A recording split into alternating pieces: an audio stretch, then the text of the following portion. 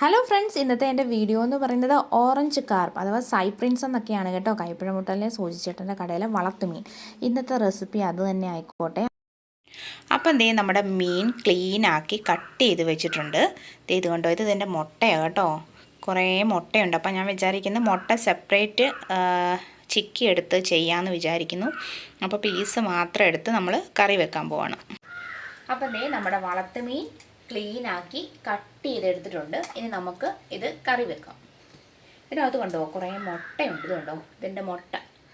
ഇത് നമ്മൾ സെപ്പറേറ്റ് ചിക്കി എടുത്ത് ഉണ്ടാക്കാമെന്നാണ് വിചാരിക്കുന്നത്. അപ്പം നമുക്ക് റെസിപ്പിയിലോട്ട് പോകാം. അപ്പം എന്തേ നിങ്ങൾക്ക് അറിയാവുന്ന പോലെ തന്നെ ദേ വെളുത്തുള്ളി, ഇഞ്ചി, 2 കഷ്ണം പുളി, കറിവേപ്പില എല്ലാം എടുത്ത് വെച്ചിട്ടുണ്ട്. ഇനി നമുക്ക് റെസിപ്പിയിലോട്ട് പോകാം. ചൂടായ ചട്ടിയിലേക്ക് നമുക്ക് എണ്ണ ഒഴിച്ചു കൊടുക്കാം.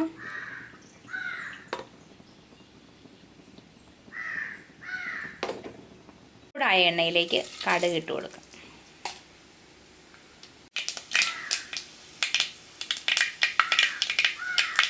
ദേ കടുക് പൊട്ടി. നമുക്ക് കരിയാപ്പില, പിന്നെ വെളുത്തുള്ളി, ഇഞ്ചി,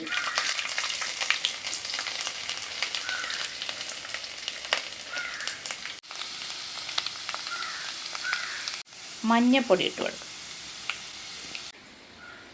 അധികം എരിവില്ലാത്ത മുളക് പൊടി ആയതുകൊണ്ട് നമ്മളൊരു 3 ടേബിൾ സ്പൂൺ മുളക് പൊടിയാണ് ഇട്ട് കൊടുക്കുന്നത്.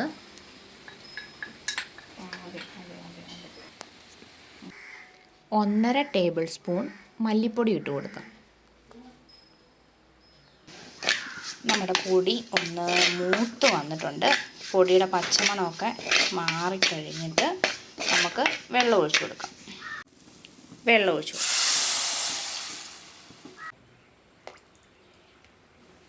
ഉപ്പിട്ട് കൊടുത്തു, പുളിയും കൂടി ഇട്ട് കൊടുക്കും. നന്നായിട്ട് തിളച്ച് വന്നിട്ടുണ്ട്. ഇനി നമുക്ക് മീനിൻ്റെ ഓരോ പീസും ഇട്ട് കൊടുക്കാം.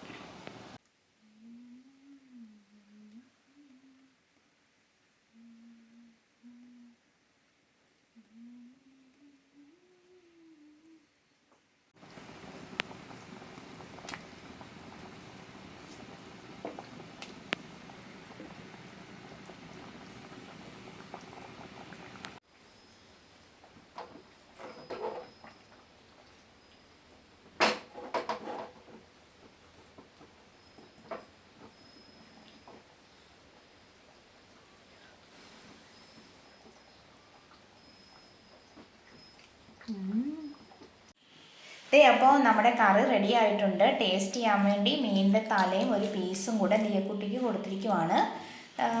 ഇത് തോരൻ, വൈറ്റ് കളറിലെ പാവയ്ക്ക തോരൻ. പിന്നെ ഇപ്പുറത്തിരിക്കുന്നതും ഒരു തോരനോ വറവോ എന്തെങ്കിലുമൊക്കെയാണെന്ന് തോന്നും. പക്ഷേ അത് ഈ മീനിൻ്റെ മുട്ടയാണ് കേട്ടോ.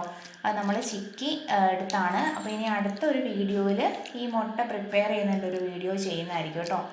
അപ്പോൾ ദിക്കുട്ടി ഒന്ന് ടേസ്റ്റ് ചെയ്തിട്ട് പറഞ്ഞേ അമ്മച്ചിയുടെ കറി എങ്ങനെയുണ്ടെന്ന്.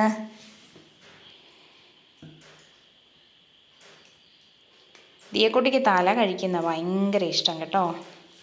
അതുകൊണ്ട് തന്നെ ഇങ്ങനെ തല ഞങ്ങൾ ഉച്ചയ്ക്ക് എടുക്കാതെ വെച്ചിരിക്കുമായിരുന്നു.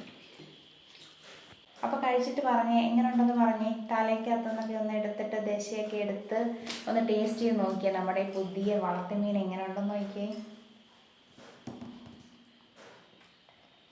അധികം മുള്ളൊന്നുമില്ല കേട്ടോ ഈ മീൻ. ഞാൻ വിചാരിച്ചു സാധാരണ ഈ കുഞ്ഞ് മുള്ള് ഒത്തിരി കാണുമെന്ന് വിചാരിച്ച കട്ട്ലയൊക്കെ പോലെ. പക്ഷേ ഇതിനങ്ങനൊന്നും ഇല്ലായിരുന്നു. നല്ല ടേസ്റ്റും ഉണ്ട്. ഞാൻ ഒത്തിരി കൺഫ്യൂഷനായിട്ട് കടയിൽ നിന്ന് ചോദിച്ചു. നമ്മുടെ കൈപ്പഴമുട്ടയിലുള്ള സോയിച്ചേട്ടൻ്റെ കടയിൽ നിന്നാണ് വാങ്ങിച്ചത്.